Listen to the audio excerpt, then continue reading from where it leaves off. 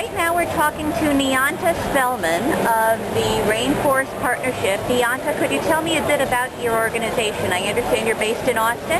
Yes, we are. So we're an international NGO. We work on protecting tropical rainforests. The way we do this is by working with rainforest communities, help them make an income that allows them to protect the forest. And so basically, what makes the determination of how we work is, what are the communities doing now? What do they want to do differently? What's the culture? What are the opportunities? And really, the first ingredient is that the community really wants to do something different.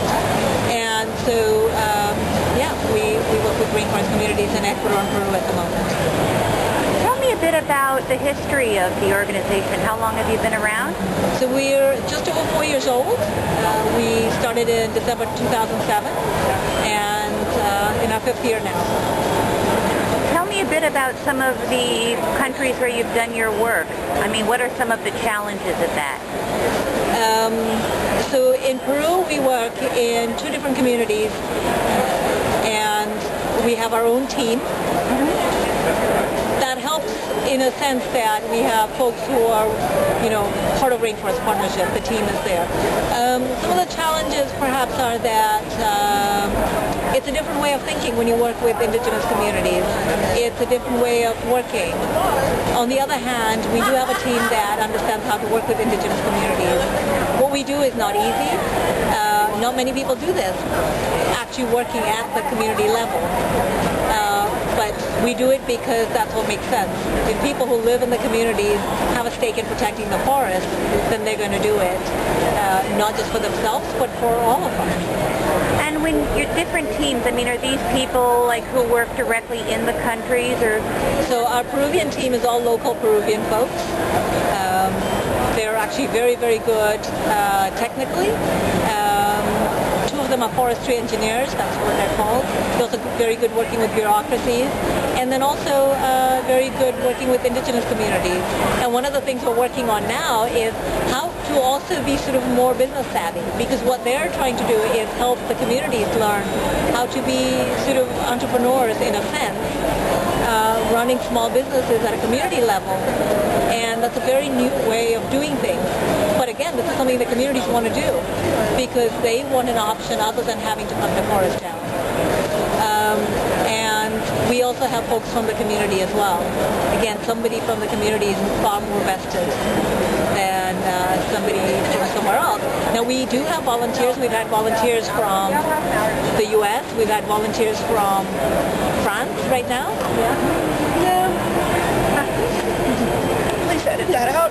We've had volunteers from China, from France, from all over the Northeast, from California, from Colorado, lots from Austin, all of the universities here, more or less, that we've partnered with, and so it's been great. We've had a bunch of amazing folks. Always looking for more, too. And how do you go about recruiting volunteers for your work? Recruitment's interesting. A lot of our volunteers do come from different websites like idealist.org, also through career services at the University of Texas, St. Edward's University, and also we get people just through word of mouth. Some of our volunteers have been friends of other volunteers that have come on.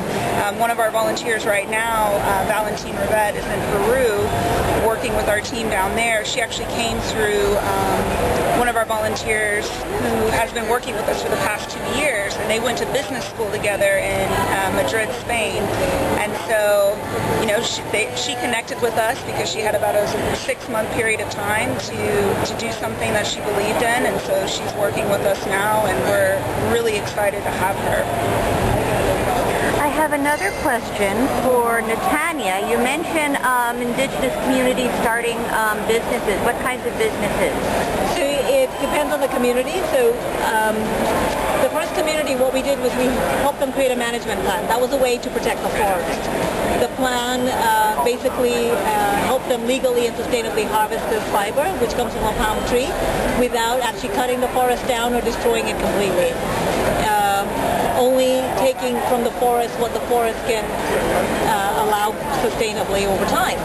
And then the next step for that was to help them create a business entity to actually make the brooms, and that's what they do. They're actually, these fibers were used to make brooms.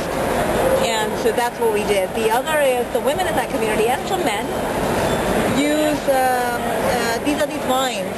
You know, in the forest you've seen a lot of pictures. The vines to actually make some handicrafts, as you see here. But they're also using the fiber, the palm fiber in between as well. And yet another community is actually creating handicrafts and jewelry, which I'm not wearing today, but I was yesterday. And one of our communities is an ecotourism. The focus is ecotourism. So that's a very different way of protecting the forest, but it's directly tied to the forest being healthy and whole. And that's something the community on its own basically made a decision to do, to not cut down the trees, not take the birds, the butterflies, the orchids, or and animals as well. And that's one of the pictures you see. So yeah. What other partnerships, are there any other new projects that you are working on?